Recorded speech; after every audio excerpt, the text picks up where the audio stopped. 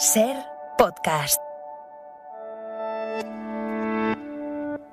Hola, soy Bruno Alemán y esto es Play Fútbol, el podcast de fútbol internacional en el que te hablamos del juego. Si te quedas escuchando este episodio, te vamos a contar por qué ganó el Leverkusen de Xabi Alonso en su estreno en la Bundesliga 2023-2024. También las claves del partidazo de Phil Foden con el Manchester City contra el Newcastle. Y por qué está teniendo problemas el Manchester United de Ten Hag en este inicio de temporada en la Premier League. Además, le vamos a hacer nuestro particular homenaje a Carleto Mazzone, mítico entrenador italiano que nos ha dejado este fin de semana. Y sobre todo, vamos a charlar de fútbol, de la Premier y de mucho más con un gran entrenador español, con Rubén Selles. Empezamos.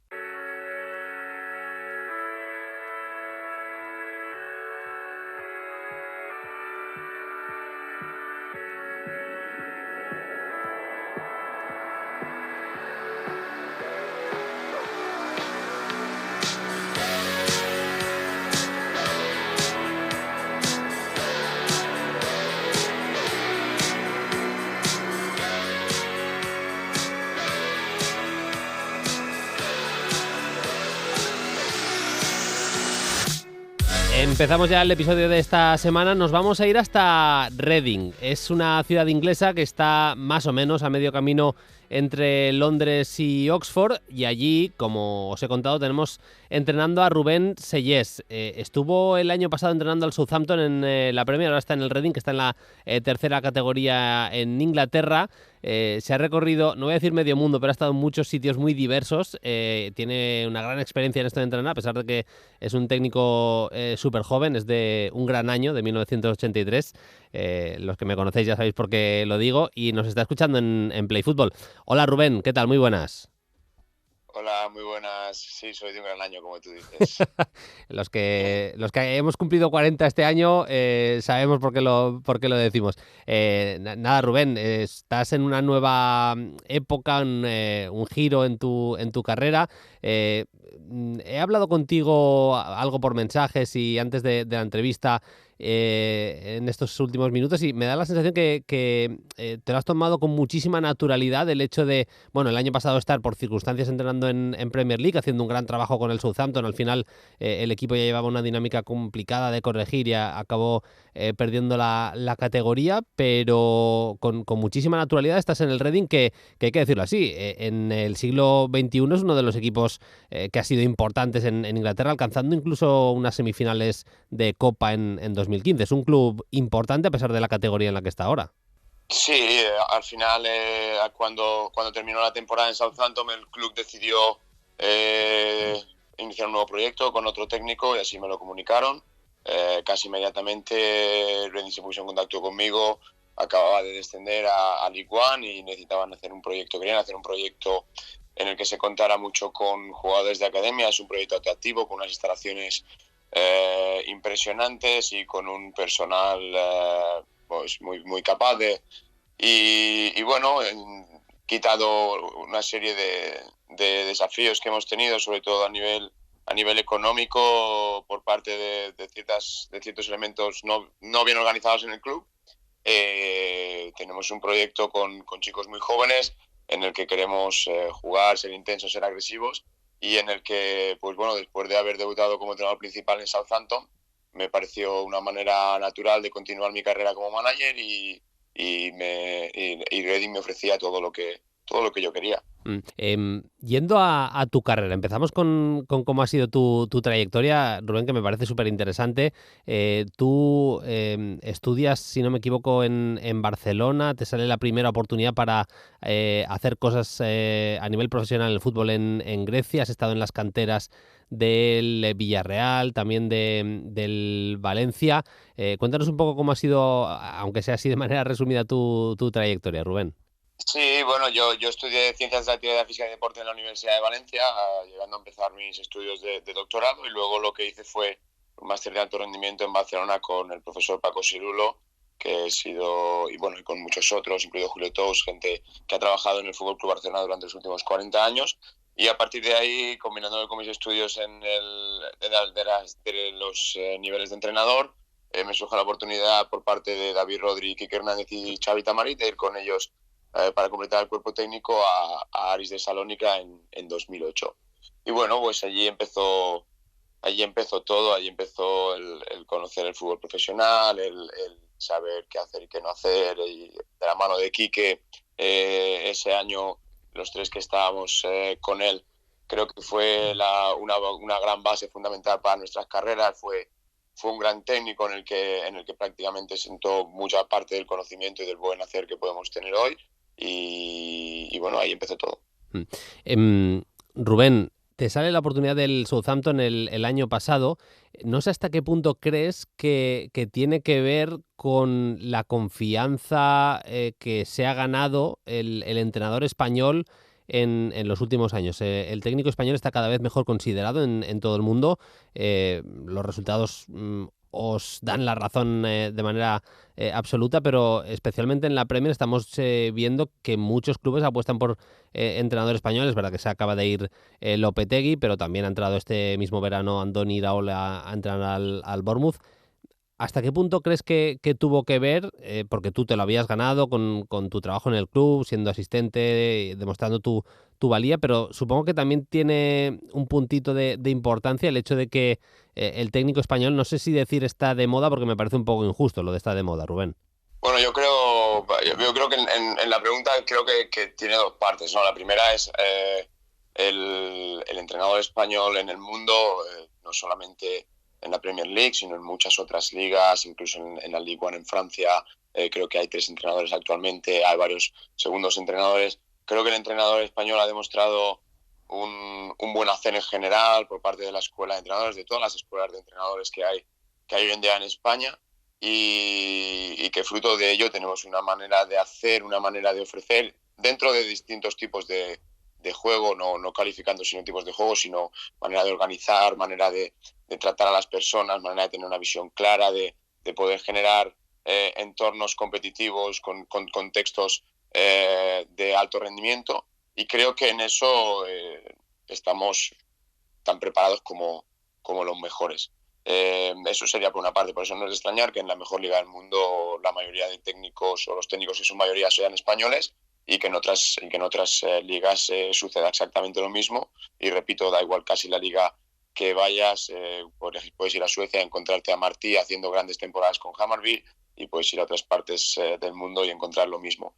En mi caso, el hecho de ser español no fue un hecho determinante en Southampton, porque para mí la oportunidad para llegar a Southampton llega por los contactos que yo tengo en Dinamarca y por las temporadas que he hecho en Dinamarca, porque parte del accionariado de Southampton actualmente es de origen danés. Entonces ya tenía conocimiento de ellos y ellos de mí antes, y llega un poco por esa parte. Entonces, en mi caso, en este concreto caso, no fue tanto por ser español, sino por mi trayectoria dentro de la liga danesa con AGF y con FC Copenhague.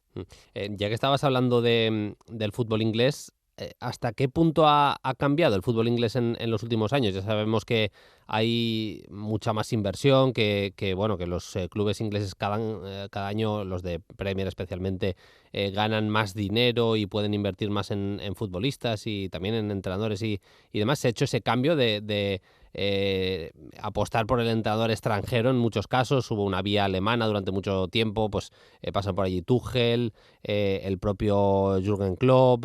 Se ha apostado mucho ahora por el entrenador español. Bueno, se va a la élite también a buscar los mejores entrenadores, y no sé si crees que también desde los banquillos, ya no solo desde la calidad pura y dura del futbolista que se contrata, ¿hasta qué punto ha cambiado el fútbol inglés en los últimos años?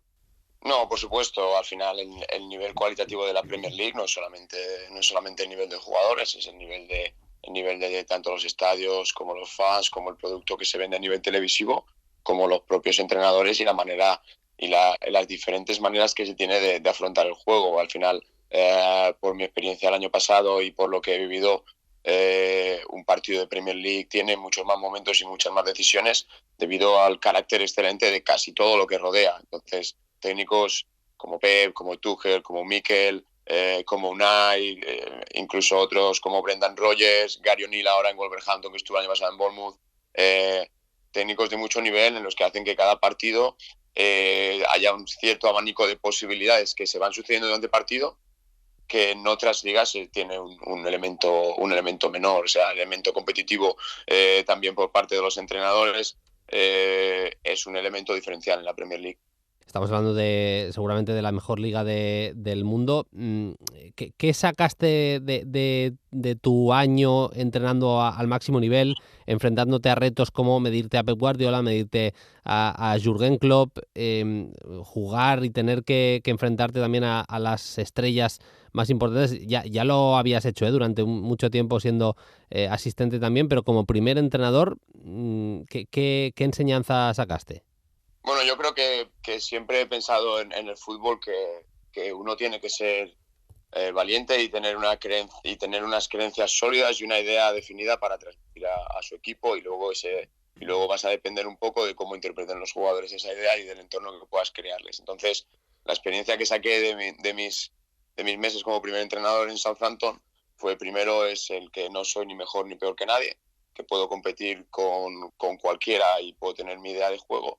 Y luego, pues, hacer eso, intentar competir al máximo nivel todas las semanas, teniendo que tomar muchas decisiones dentro de la semana, es una dinámica un poco diferente. Cuando uno tiene que tomar las decisiones, tiene que estar en un estado mental continuo de concentración. Cuando uno tiene que aportar su opinión pero sin tomar las decisiones, el estado de concentración puede variar un poco. Entonces, esa parte de manager, esa parte de tener que estar no solamente en la parte deportiva del juego, sino atendiendo a todos los demás aspectos, fue una de las cosas que produjo un poco más de, por así decirlo, de cambio en mi vida, en mi rutina, porque necesitaba obviamente más horas para poder generar el tipo de trabajo de calidad que necesitaba. Y ahí todavía, después de 6 meses, todavía estoy adaptándome a eso, porque yo soy de una manera de hacer y mi manera de hacer una cosa es la misma para hacer todas las cosas. Entonces necesito que todo lo que hago sea excelente, y a ese nivel necesitas aprender a dosificar tus esfuerzos, tus momentos, a delegar cosas que hacías antes. No tienes tanto tiempo para hacerlas ahora, entonces tienes que saber rodearte de gente competitiva a tu lado, que sepas que va a hacerlo mejor que tú. Y bueno, todo ese ha sido el proceso que saqué. Al final no somos ni mejores ni peores. Al final, yo, en mi caso y en mi cuerpo técnico, demostramos que podemos competir ante cualquiera en cualquier circunstancia. No llegamos a conseguir el objetivo, pero creo que fuimos un equipo competitivo en todo momento. Me quedan tres rápidas, no te quiero quitar mucho más tiempo, Rubén, pero estábamos hablando de la Premier, de la Liga. Se ha hablado este año de los descuentos, de cómo va a cambiar también el fútbol en ese sentido, porque se va a añadir mucho más. Es una orden de la IFAB, viene de arriba del todo. ¿A ti qué te parece que se quiera añadir tantos minutos para que el juego real gane peso y no veamos partidos que tienen que durar menos? ¿Qué te parece? ¿Que la medida que se toma para corregir lo que estamos viendo de pérdidas de tiempo y demás sea añadir tanto a los partidos? Bueno, a mí me gustan los partidos intensos, los partidos en los que hay mucha dinámica y el tempo es muy alto. Entonces, yo soy partidario no per se de la extensión de los partidos, soy partidario de la continuidad del juego, de que el juego pueda ser lo más continuo posible. Dentro de ello, entiendo que la norma, el espíritu de la norma no es tanto el hacer un extendido de 15 minutos como el de que no se pierda tanto tiempo en los reinicios. Al final es un poco un arma de doble filo. Creo que también añade, con esos descuentos que tenemos ahora, añade un poco más de tiempo de espectáculo para el espectador, pero es algo que todavía creo que se está modulando como en toda extensión de la norma. Tenemos que ver pues un poco cómo se producen esas pérdidas de tiempo, quién produce esas pérdidas de tiempo, se producen a nivel voluntario. Muchas veces las pérdidas de tiempo se producen a nivel involuntario, o el equipo que está produciendo esa pérdida de tiempo es el equipo que se va a ver beneficiado por una extensión de tiempo al final. Creo que todavía estamos en ese periodo en el que estamos modulando la norma, pero yo soy partidario de que cuanto más juguemos, mejor. Yo estoy 100% de acuerdo. Yo creo que el problema no es de lo que dura un partido, que ya está bien 90 minutos para el consumidor de fútbol actual, sino de continuidad, de penalizar más a la gente que pierde tiempo por lo que sea, penalizarla de alguna manera, no tiene por qué ser con tarjeta, habría que encontrar la manera, pero darle continuidad al juego me parece absolutamente fundamental. En ese sentido, Rubén, te quería preguntar, yo ya sé que en FIFA hay un comité técnico con gente súper experta, formado por ex árbitros, ex entrenadores, ex jugadores. Bueno, hay gente muy preparada tomando decisiones, pero me da la sensación que a la gente que estáis en el meollo ahora no os preguntan. Evidentemente no se puede hacer, para que la gente me entienda, no se puede hacer un Zoom con todos los entrenadores del mundo al mismo tiempo, porque sería una locura, pero no sé, hacerlo de manera rotativa, encontrar la manera para que yo qué sé, capitanes, entrenadores, incluso también los dirigentes, actuales presidentes y demás, pudieran tener voz y voto en cómo se dirigen las normas básicas del fútbol, me parece que es fundamental, porque es que cada año se cambia alguna cosa de las normas y vemos a mogollón de entrenadores, jugadores quejándose, alzando la voz, y al final yo creo que un método, es imposible hacerlo 100% democrático, pero un método que os incluyera un poco más no sería, vamos a decir, más natural que cómo se está actuando hoy en día. Sí, yo creo que los comités la manera de hacerlo, porque al final hay diversos organismos, sabes que las normas de juego tienen que cambiarse por la IFAB, que mucha gente no sabe que es un organismo que existe y que es el que rige las normas del fútbol, y que la FIFA está asociada, pero que es la IFAB la que decide esos cambios. Creo que hay diversos comités en diversas organizaciones. Los clubes de fútbol tienen la ECA, donde también son consultados acerca de, por ejemplo, hace un par de años fueron consultados acerca de los goles, el valor de los goles fuera de casa.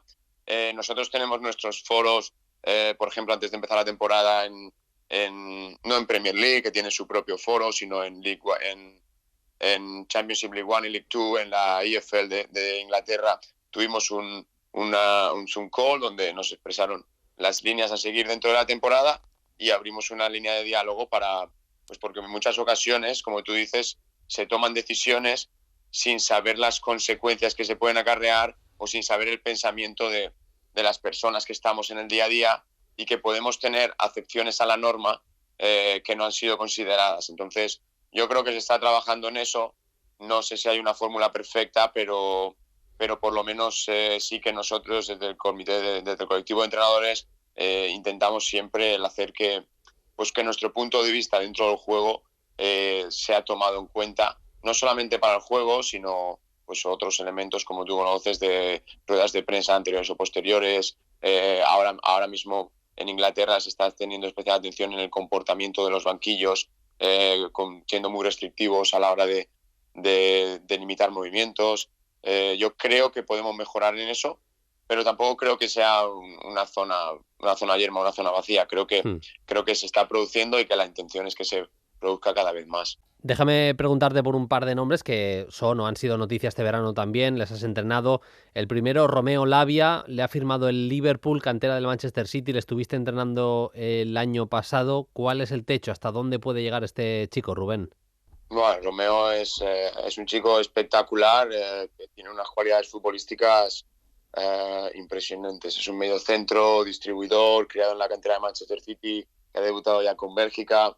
Es un chico que necesitaba un primer año de introducción en el fútbol de élite, a pesar de que había entrenado con Pep durante toda una temporada, había jugado muy poco en el primer equipo y con nosotros el año pasado tuvo los minutos que necesitaba, las situaciones que necesitaba y también, como suele pasar normalmente con jugadores que llegan a la élite el primer año, pues tuvo una lesión que le apartó varios meses, lo cual le ayudó también a saber un poco cómo cuidar su cuerpo y cómo estar preparado para lo que es la máxima competición. Entonces Romeo es un futbolista que si sigue su desarrollo puede ser un centrocampista dominante en los próximos 10 años en el fútbol europeo. Y luego Ward-Prowse, James Ward-Prowse, que para mí se ha sido un poco injusto con él. Yo creo que tendría que haber estado con algo más de frecuencia en la selección inglesa, aunque es verdad que hay muchísima competencia. Yo te reconozco, más allá de que es un jugador que hace muchas cosas muy bien, que ha sido líder en el Southampton en los últimos tiempos, te reconozco que me salen muy pocos jugadores que tengan un golpeo mejor que el de James Ward-Prowse. Es que es una cosa el golpeo, especialmente a balón parado, pero en juego corrido también. Ese golpeo no sé cuál es el secreto, si se quedaba entrenando después los lanzamientos de falta, cómo funciona el tema, tú que lo has vivido de cerca, Rubén, pero era un escándalo cómo le pega la pelota, ¿eh?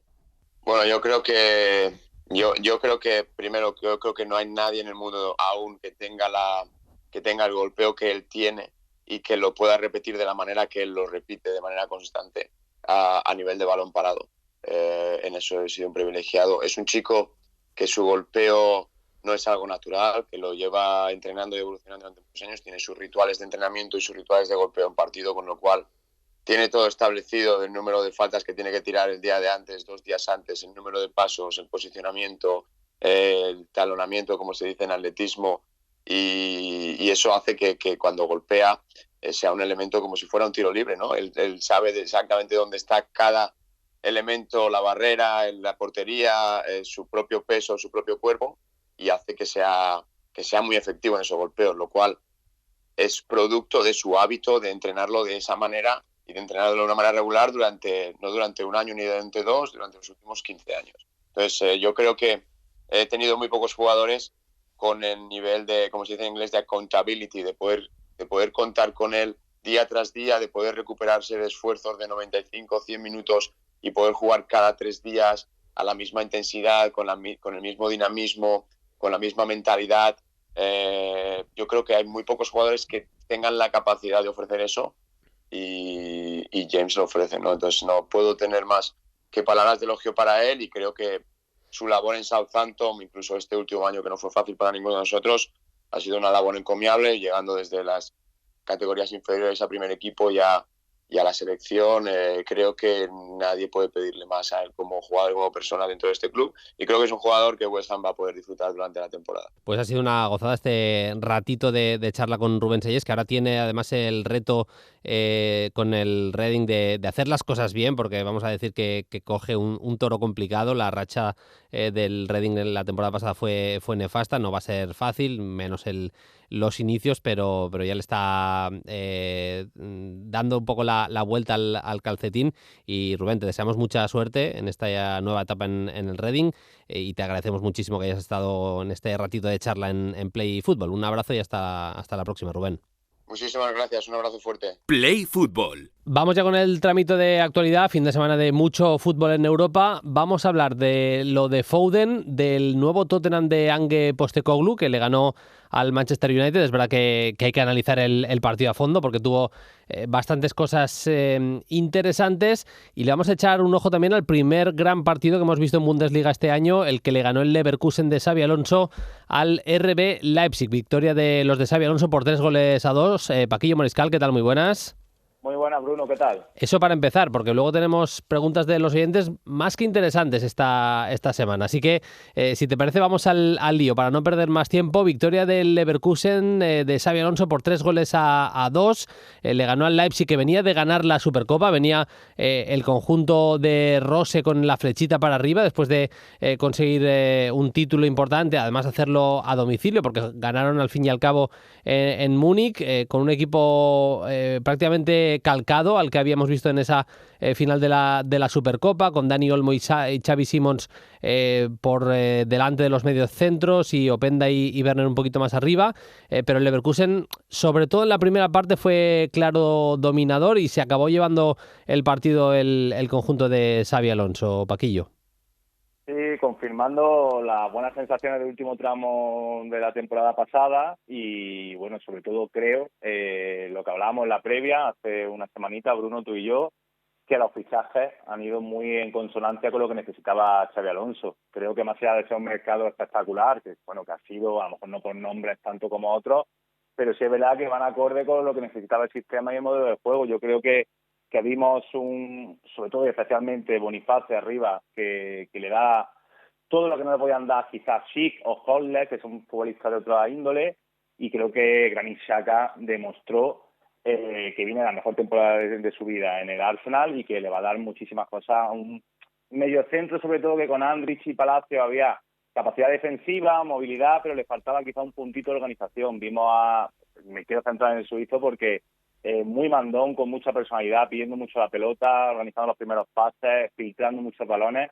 Y luego, por supuesto, el nombre propio que vamos a repetir muchísimo este curso, que es lo de Frimpong, que me sorprende mucho cómo ha conseguido convencerlo Xabi Alonso para que se mantenga, con todo mi respeto en el Leverkusen, porque segurísimo que ha habido ofertas de equipos más importantes, con las carencias que hay en los laterales derechos / carrileros que siempre vemos en el mercado. Sí, sí.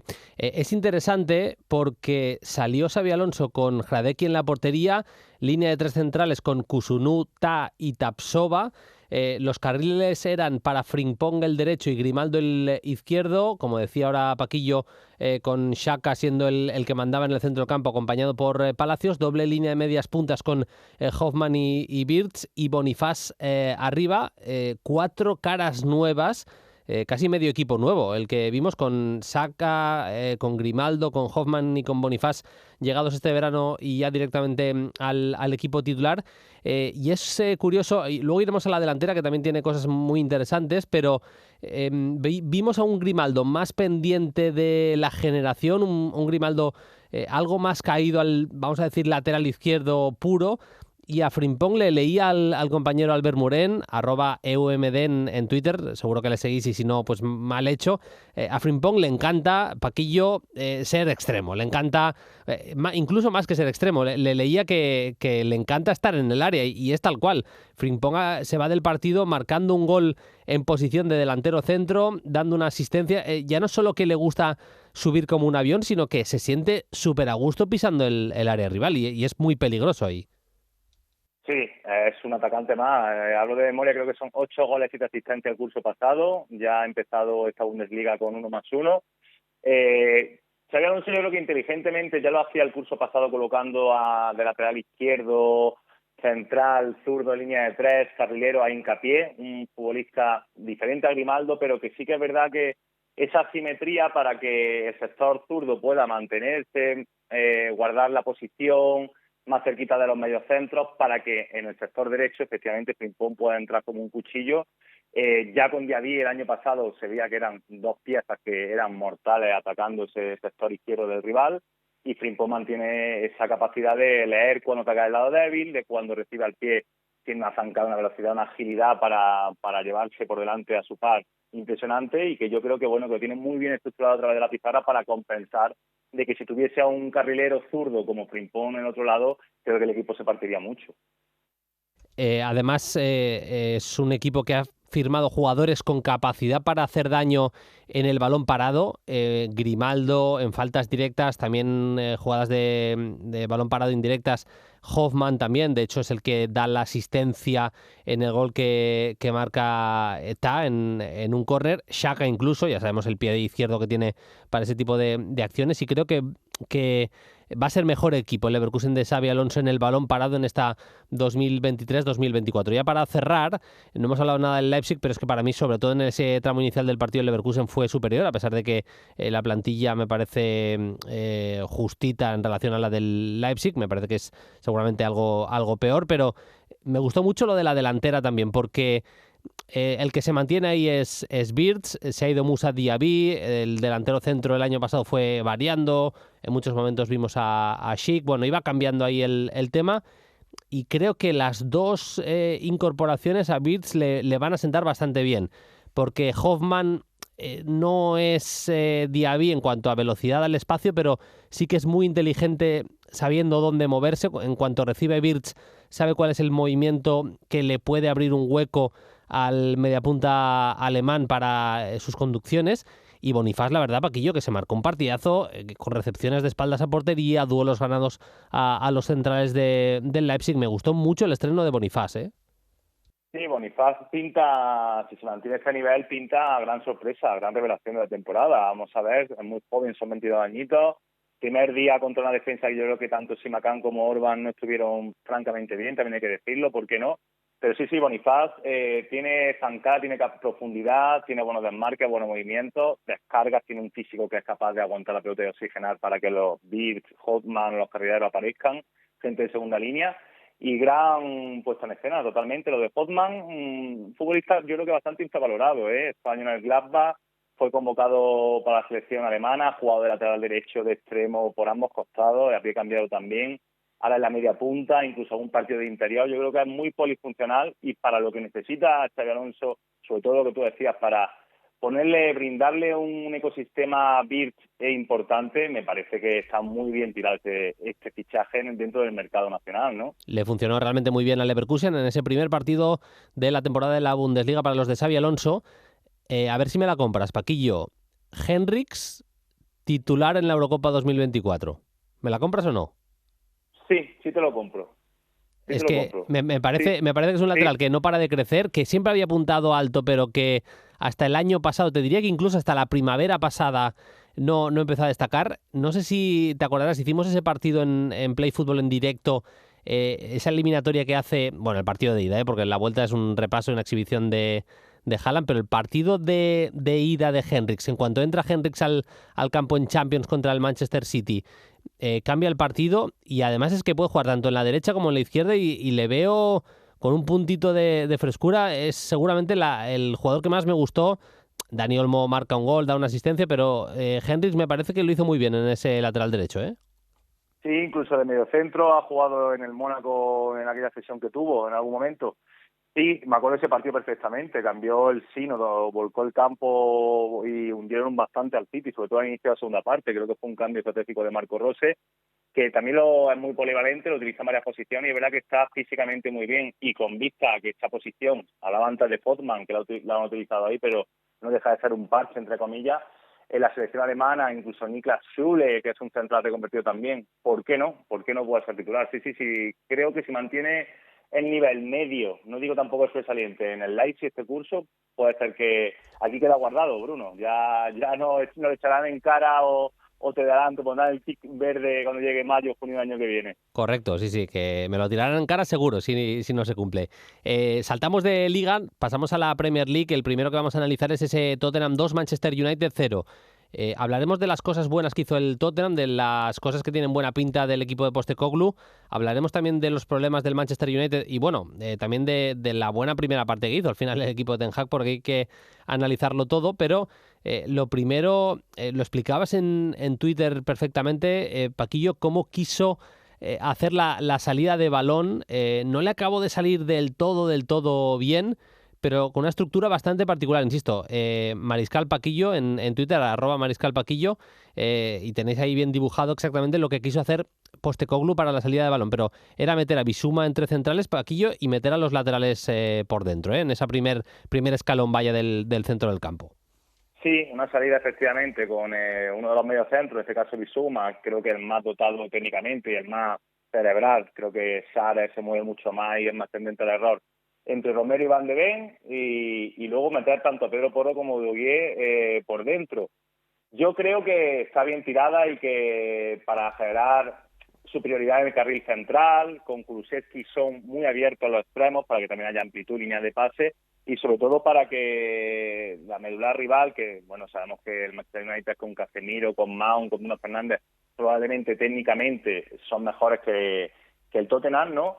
Pues para intentar salir jugando siempre, que algo que Postecoglou lo hacía mucho en Escocia.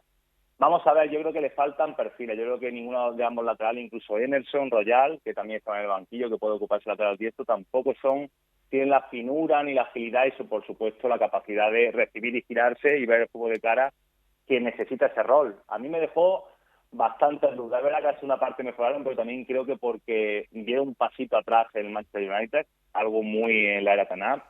Pero sí, interesante cuanto menos la pizarra de Postecoglou, muy diferente a lo que habíamos visto estos últimos años en el Tottenham, y que si en este último tramito de mercado le llega un lateral un poquito más técnico, con más capacidad asociativa, que pueda actuar ahí, creo que puede ir adelante este mecanismo que está proponiendo, ¿no? Le iría bien un fichaje de ese tipo porque no tiene, para que nos entendamos, laterales que sean Lam, que sean Cancelo. Ese perfil no lo tiene. Muy buena noticia el arranque de temporada de Bissouma. Me parece que es de lo más destacado del Tottenham, cómo se cargó la presión en muchos momentos del Manchester United. Me parece que estamos viendo otra vez esa versión del jugador que estaba en Brighton, no el que fue luego a Londres.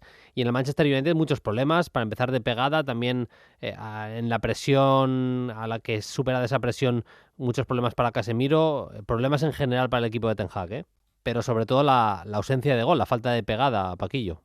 Están generando ocasiones, en ambos partidos lo hemos visto, no se puede decir que no.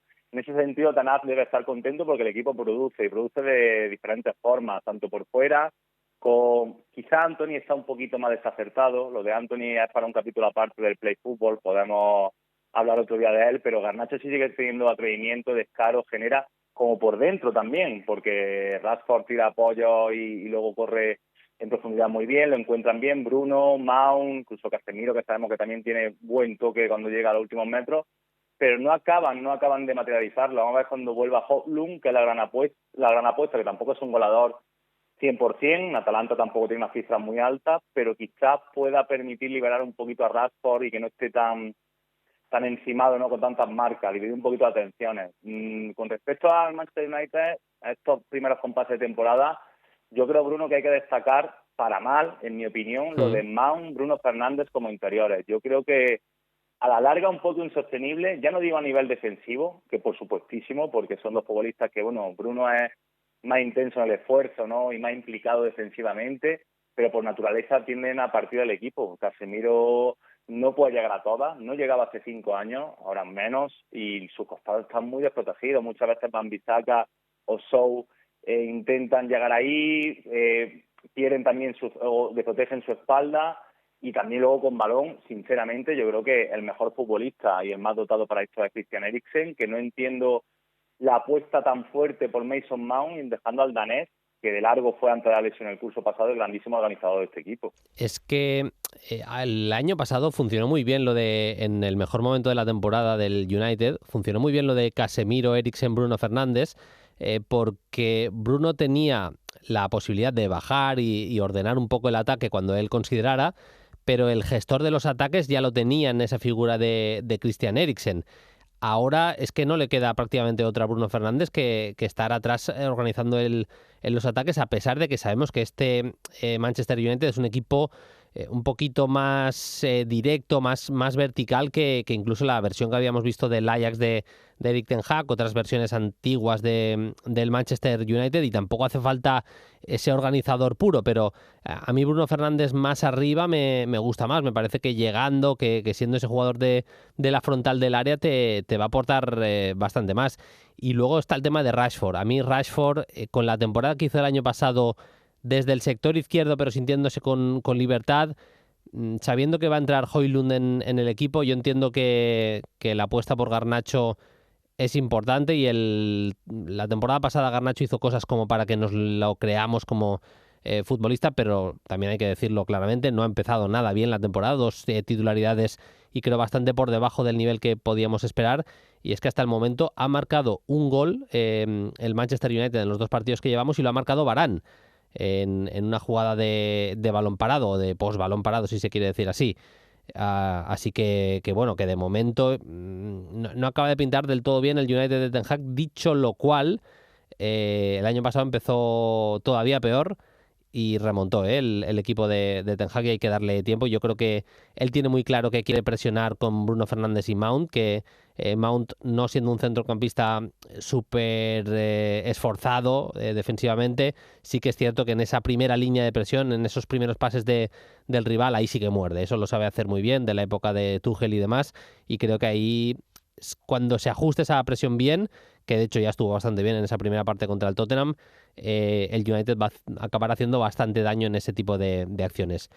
No quiero lanzar las campanas al vuelo, y ya sé que es un protegido mío, pero de momento, Paquillo, y cerramos ya con este partido con ello, bastante bien James Maddison, no está siendo decisivo en cuanto a goles, asistencias y demás, pero lo estamos viendo en plan líder, y a mí me mola ver a este Maddison mandón, porque incluso te diría que ya no solo con el balón pidiéndola siempre, sino en la previa del partido, todos los focos estaban encima suyo, se va uno por uno prácticamente con sus compañeros, abrazándoles a todos. Ha levantado la mano cuando ha visto que no estaba Harry Kane y que le faltaba algún líder a este equipo. Sí, fuera de lo meramente deportivo, lo táctico y demás, en cuanto a liderazgo, ha caído muy bien, ha caído de pie. Yo creo que Postecoglou también lo ha entendido muy bien y le está permitiendo que coja esa responsabilidad. Es uno de tus protegidos y uno de mis jugadores fetiches, así que nos entendemos en esta conversación, Bruno, y creo que a todo el mundo le gusta James Maddison, y creo que a todo el mundo le gusta que haya caído así de bien en el Tottenham. Yo creo que desde la etapa quizá de Christian Eriksen o Dembélé con Pochettino no tenían un centrocampista con una capacidad para organizar, ordenar, tener la pelota y mandar con el balón. El Tottenham han buscado otras cosas, o esa figura estaba también dentro de Harry Kane, evidentemente. Creo que poquito a poco, con tiempo, va a ser muy importante esta temporada, sobre todo porque se ha ido Harry Kane. Veremos si no acaba llegando en 9, pero desde luego, tanto ayudando a su centrocampista como ayudando a su atacante, va a ser el centro neurálgico sin duda, porque talento tiene para ello. Y cerramos con la victoria del Manchester City contra el Newcastle. Ganaron los de Guardiola por 1-0 con tanto de Julián. Prácticamente no sufrió, mucho control del Manchester City. No fue un partido brillante, ni mucho menos, pero sí mucho control. Enseguida iremos a explicar algunas cosas a nivel táctico que creo que fueron importantes, pero hay que hablar de Phil Foden. De un jugón de Maddison pasamos a otro, en este caso Phil Foden, que para mí fue la estrella del partido. Rodri aparte, Rodri es que está en un nivel que ya no sé qué decir de él, pero jugó el Manchester City, cambió un poquito, le volvió a retorcer otra vez un poco al equipo Guardiola, salió con Ederson en la portería, cuando defendían eran Walker, Akanji, Rúben Díaz y Guardiola en la defensa, con Rodri, Kovacic en esa especie de doble pivote, y luego Foden, Grealish por fuera, aunque Foden, ahora lo explicaremos, bastante centrado, y Julián haciendo la pareja de ataque con Haaland, aunque un escaloncito por detrás, una altura menos. El jugador argentino que fue el autor del golazo que le dio los 3 puntos al Manchester City. ¿Por qué digo que cambió? Pues bueno, sí, en muchos momentos Akanji, como en la final de la Supercopa de Europa, acababa siendo el acompañante de Rodri, Kovacic se iba un escaloncito más arriba, pero básicamente lo que hizo fue darle la banda derecha en muchos tramos del partido a Walker para que Foden pudiera aparecer por dentro. Y para mí lo que le da el partido al equipo de Guardiola es ese Foden media punta que pegó una exhibición, Paquillo, en cuanto a recepciones entre líneas, cómo se giraba de rápido y atacaba velozmente, cómo ponía a jugar a los compañeros. Bueno, no en vano da la asistencia de gol en la jugada, en la acción del gol de Julián Álvarez, pero para mí partidazo de Foden. Se vistió de Gundogan, De Bruyne y Bernardo Silva. Se vistió de los tres porque yo creo que tuvo acciones durante el partido del trío. O sea, tuvo conducción en últimos pases de Bruyne, tuvo la capacidad de esconder la pelota y tener algún tipo de pausa en momentos complicados de Gundogan, y luego tuvo la clase y control, la forma de perfilarse de Bernardo Silva. Lo que necesita Guardiola, que ya lo dijo, que no sabe jugar sin media punta, que le faltan los media punta. Creo que está claro y es obvio. El único perfil de la plantilla, teniendo en cuenta la baja de Bruyne y teniendo en cuenta que yo creo que Bernardo Silva se va a mantener como extremo derecho, es Phil Foden por dentro. Es lo único que puede darle al sistema repetir ciertas cosas que fueron muy importantes el curso pasado. Vamos a ver qué recorrido tiene, sobre todo por parte de Guardiola. Yo no dudo en absoluto en el chico, creo que lo tiene todo. Creo que es un cuchillo, tiene una capacidad, sobre todo en esos primeros control orientado a eliminar rival, tiene habilidad en espacios reducidos cuando el rival presiona más o está más encima de él.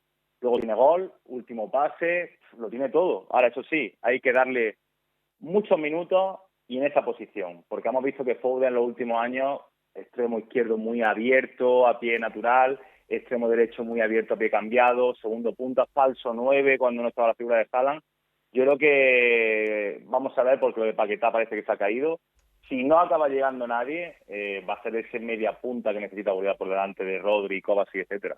Con Foden ha pasado una cosa, y es que Guardiola le ha utilizado básicamente saliendo desde el banquillo, porque tampoco ha sido titular indiscutible ni muchísimo menos en las últimas temporadas, y generalmente le ha utilizado para cambiar resultados, para mejorar partidos en los que el Manchester City estaba empatando y demás. Ha sido bastante revulsivo.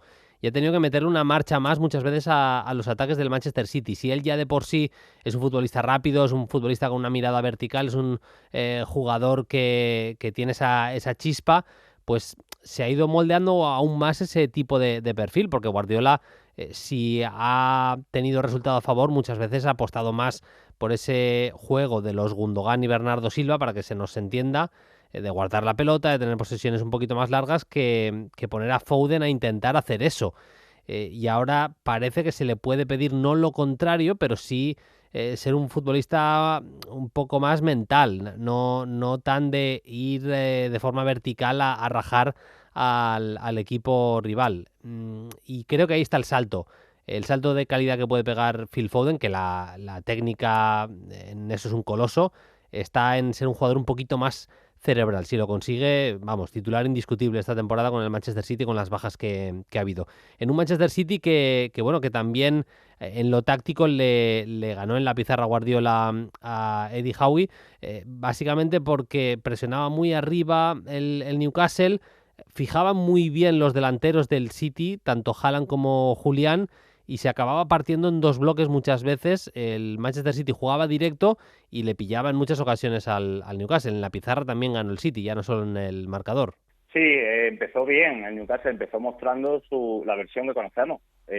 Para ellos la presión es fundamental. Tienen jugadores arriba, sobre todo Almirón, Isaac, Gordon, cuando está Callum Wilson, capaces de enmarañar los primeros pases del rival, pero el City tiene muchísimas fórmulas. Tú lo has dicho muy bien. Guardiola entiende muy bien los contextos, los escenarios de partido.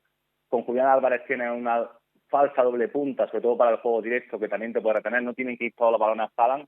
Y creo que es importante también lo que comentábamos al principio de esa amplitud de Kyle Walker muy abierto en derecha, porque también le dio una vía para salir, sobre todo porque Gordon, Joelinton en ese sector iban a la presión, iban a enfocarse sobre Rodri, Kovacic y demás, o a Kanji, y dejaban muchas veces a Walker para poder salir y asentarse en campo contrario. Es verdad que hay un City especulador, que quizás no tuvo esa chispa para generarle tanto daño al Newcastle, pero es verdad que el Newcastle, bueno, es una imagen un pelín decepcionante, que se lo entienda, porque no encontró Howe distintas herramientas o darle un plan B al equipo para que pudiesen, bueno, ser un poquito más reconocibles. Ya sabéis que nos podéis dejar vuestras preguntas en @playfutbol en Twitter o bien en los comentarios en iVoox. Y esta semana tenemos un porrón de preguntas. A ver, para empezar, Víctor Maltrana, la pregunta la hizo entre semana y decía: este fin de arranca la Serie A, ¿qué de tiempo? A ver, espera. No. Que de un tiempo a esta parte ya no sé ni leer. Al menos a mí me está ganando bastante. 4 últimos años, 4 campeones distintos y con un fútbol bastante atrevido. ¿Qué opinión os merece la Liga en general? ¿La pondríais en segundo lugar tras la Premier? Yo reconozco que todavía no. Yo pongo la Liga Española por delante de la Serie A.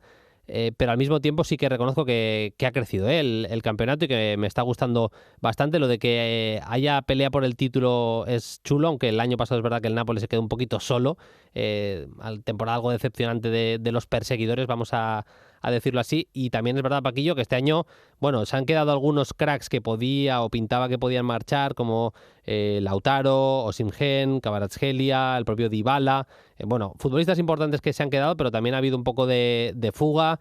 Al final se ha ido Lukaku y parece que no va a volver a Liga Italiana. Se ha ido Brozovic, Arabia Saudí. Kim Min-jae se ha ido del Nápoles. Al final, algunos de los jugadores importantes han salido, aunque creo que pinta bonita la temporada en Italia, Paquillo.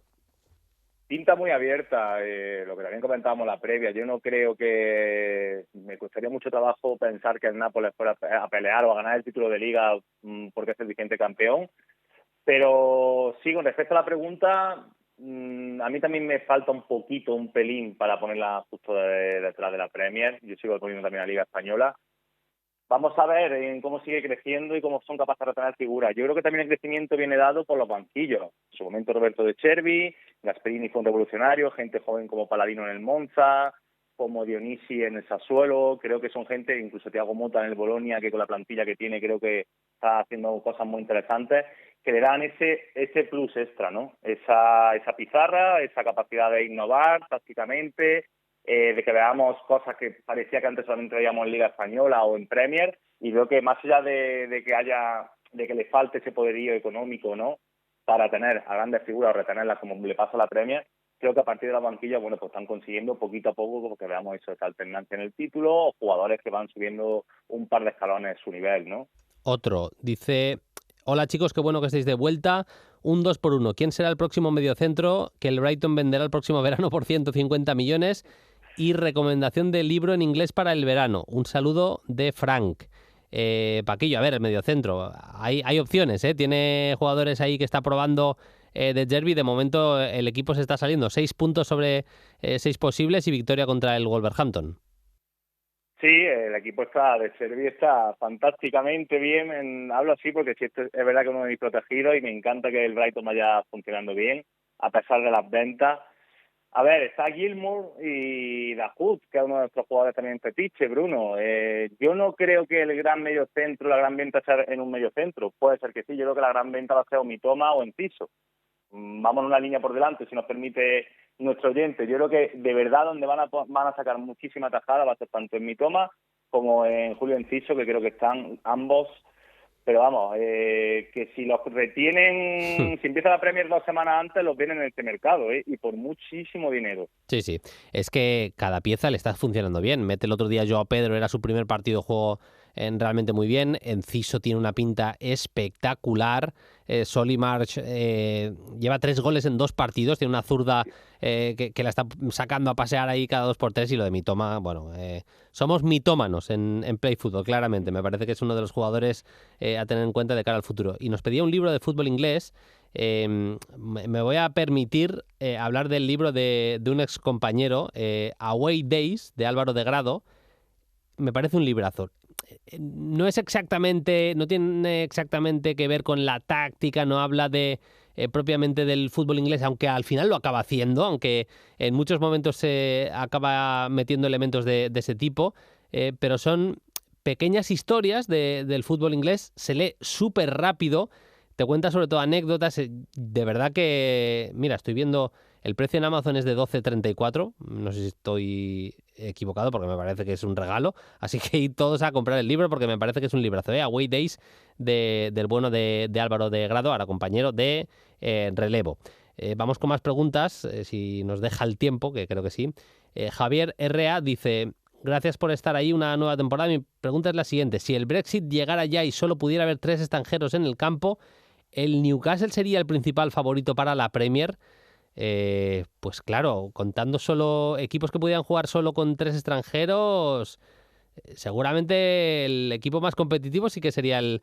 porque claro, en el Newcastle, Paquillo, metemos a Pope, ahí jugaría Trippier, puede jugar Barnes, podría jugar Livramento, a pesar de tener origen italiano, juega con categorías inferiores de Italia. Bueno, el centro campo se le quedaría así un poquito más, podría entrar Willock ahí, bueno, pero puede meter puede meter en las bandas a Gordon, bueno, sí, Wilson arriba, bueno, no, te quedaría buen equipo. Yo creo que uno de los que tendría más opciones sería el Newcastle. Estoy de acuerdo con Javier, ¿eh? Sí, totalmente. Isaac Hayden, Longstaff, Willock, Callum Wilson, Barnes, Gordon... claro, Barnes, es verdad, sí. Claro. Y en defensa, Target, al final sería colocar muchísimos laterales, ¿no? Barnes, Trippier, Livramento, Target, porque el resto no son británicos, pero yo repasando un poco, el Crystal Palace también tiene bastantes futbolistas británicos, pero le faltaría, sobre todo en el centro del campo, quedarían muy cortos. Sí, totalmente bien tirada. Creo que sería el equipo que más y mejor podría pelear la Premier, sin duda. Y cerramos con la pregunta de Julen CJ, otro clásico oyente de Play Football. Dice: buenas a todos, qué gustazo volver a escucharos. Pregunta para Bruno y Paquillo. ¿Qué jugador es más de vuestro gusto personal, Enzo Fernández o Alexis McAllister? Gracias. Bueno, después de este fin de semana, con la expulsión de McAllister, lo fácil es decir Enzo. Y yo voy a decir Enzo, me mojo. La verdad es que me parece un jugador... Alexis me encanta, me parece que es un jugador infravalorado. O sea, que haya salido Moisés Caicedo por 133 millones de euros y Alexis McAllister solo por 42, para empezar, Paquillo, para mí no tiene ningún sentido. Es decir, no es un futbolista que valga el triple, que sea el triple de bueno Moisés Caicedo que McAllister, para mí ni por el forro.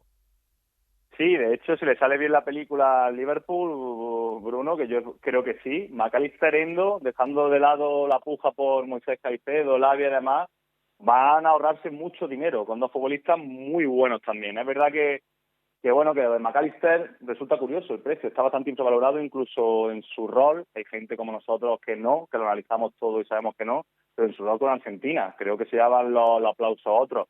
Para mí me gusta más Enzo Fernández, respondiendo a la pregunta, las cosas como son, me gusta más, es una opinión personal, parece que me han preguntado así, pero McAllister creo que tiene un poco de techo más de crecimiento. Creo que ha caído en un sitio que con Jürgen Klopp, veremos a ver si no acabamos viéndolo en otro rol o con otras virtudes que quizás las tenía escondidas y no podía desarrollarlas tanto en el Brighton. Es seguramente más completo Enzo Fernández, es que Enzo te hace de todo en el campo. Te puede hacer el papel, si quieres, de mediocentro defensivo, aunque es anclarle demasiado. Te organiza desde atrás, oxigena, entiende lo que el equipo necesita en esos primeros pases, en ese inicio del juego, pero luego le pones en tres cuartos y también es un jugador súper capaz. Es menos vistoso McAllister, pero también es buenísimo, y sobre todo yo lo que creo, Julen, es que van a ser la pareja de jugadores que se vayan a comer el centro del campo de Argentina en los próximos años. Veremos si incluso quieren meter a Lo Celso, bueno, veremos cómo lo formula Scaloni, pero pinta que a Enzo y a McAllister los van a... si los quieren sacar, van a tener que echar mucha agua caliente, porque me parece que tienen el puesto de titular en la selección argentina durante bastante tiempo. Pues nada, Paquillo, como siempre un placer. Ya le decimos a los oyentes lo de siempre, que si les mola Play Fútbol, que le den like en la plataforma en la que estén, que se suscriban y que nos dejen comentarios y preguntas tan chulas como las de esta semana. Si te parece, si le va bien a usted, don Francisco, la semana que viene más. Don Bruno, la semana que viene más. Un abrazo enorme.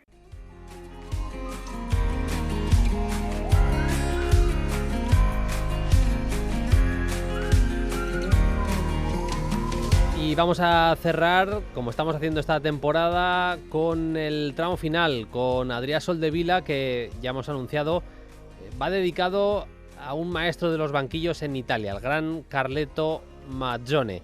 Adrià Soldevila, ¿qué tal? Muy buenas. ¿Qué tal, Bruno? Bueno, este fin de semana ha empezado la liga que más me divierte, la liga italiana, la Serie A, una competición con la que le tengo mucho cariño de toda la vida y que sigo con mucha intensidad y con mucho interés durante todo el año. Y ojo con la Juve, ¿eh? Ha empezado como un cohete, venciéndole al Udinese 0-3, con Chiesa y Vlahovic muy enchufados, a diferencia del año pasado. Veremos cómo se va desarrollando la liga de la Juve, pero este principio de temporada de momento promete. Pero bueno, la noticia en Italia no ha sido la victoria de la Juve, ni siquiera el inicio del campeonato, sino la muerte de Carlo Mazzone, de Carleto Mazzone, uno de los entrenadores más importantes de la historia del fútbol italiano. Jugador también importante, pero sobre todo entrenador muy, muy, muy importante. Entrenador que llevó al Ascoli a la Serie A desde la Serie C, un entrenador del que tienen muy buen recuerdo ahí en Ascoli, pero también en otros sitios como la Fiorentina, como la Roma, como el Cagliari, donde cuando estuvo entrenador pues volvió a hacer disputar la Copa de la UEFA al equipo tras más de 20 años.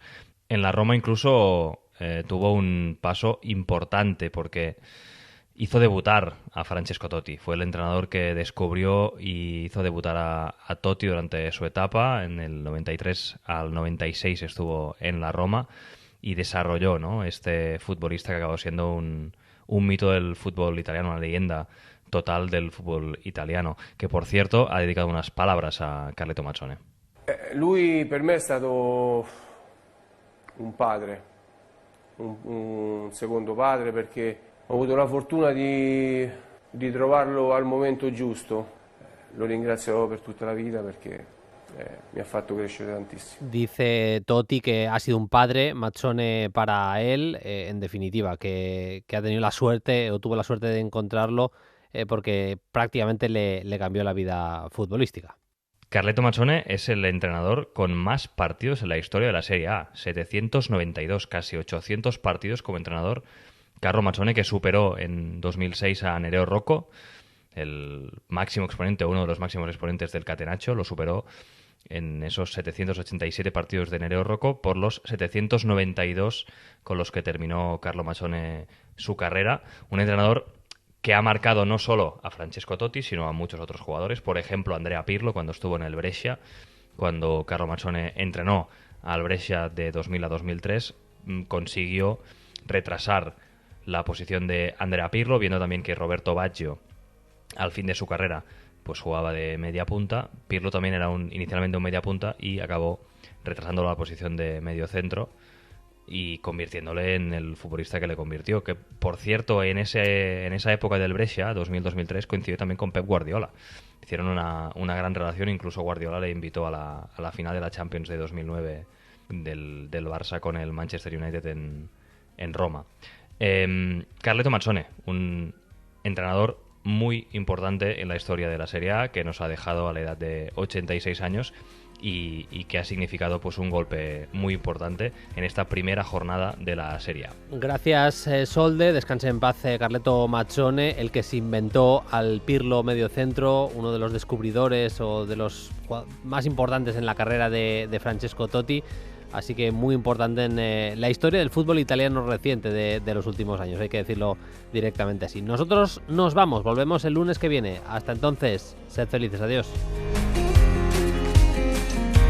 Suscríbete a Play Fútbol. Todos los episodios y contenidos adicionales en la app de Cadena SER y en nuestros canales de Apple Podcast, Spotify, iVoox, Google Podcast y YouTube. Disponible los lunes a las 10 de la mañana. Cadena SER. La radio.